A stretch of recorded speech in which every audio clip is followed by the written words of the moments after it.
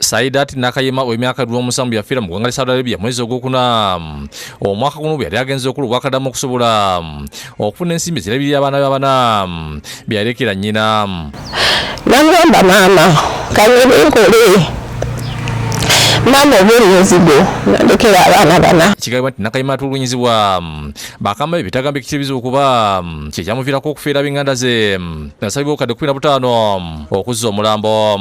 Kati gwatali ku nfunga 7 omwezi guno twakulaga nnyina w'omugenzi Badini Nakawese senga Betty Nabali abakubira bazakisa omulango okwakwasizaako mu kusonda ensimbi obukadde 15 ezabasabibwa basobole okuzza omulambo gw'omwana waabwe guzikibwe ku butaka. Tuli mu kusonda ssente zaaganye. Kati omulambo gwa Saidat Nakayima gwakomezeddwa mu kiteekeseza olwaliro era nnyina otegedde nti omulambo gw'omwana we ngutuusiddwa ku kisaawe Entebbe akubiddwa puleesha n'addusibwa mu ddwaliro okufuna obujjanjabi. Farida Namayingo omukulu w'omugenzi asiziddewo n'akukulumira awamu ku bafamire olw'okubalekirira mu kaseera akazebo ak'okunoonya ssente ez'okuzza omulambo gwa muganda we.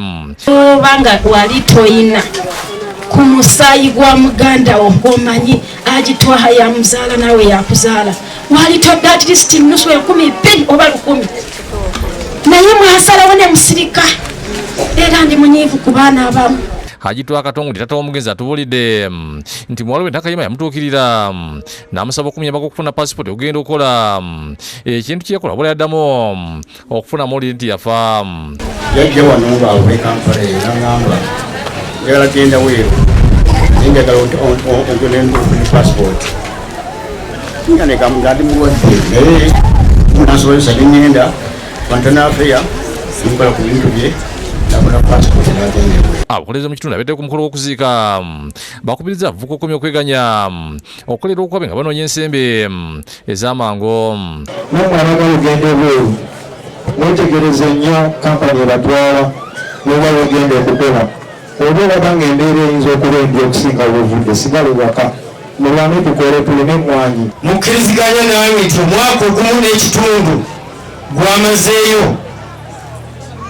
obulamu abutunzeeyo. Abandi basiddwa ne basaba gavumenti okuteerawo bannansi basobozesa okukolera okukabe baleme okufiira mu mawanga gye bagenda okunoonya ekikome. Kiva ku bbula ly'emirimu ebiri mu ggwanga abavubuka ne batandika okuwammanta okunoonya embeera ebabeezaawo. Nnyina w'omugenzi Badini Nakawese gwe tusanze mu ddwaliro nga kubye ku matu wakati mu nnyiike yeebazeewo n'abadduukiridde okusobola okuzza omulambo gw'omwana we.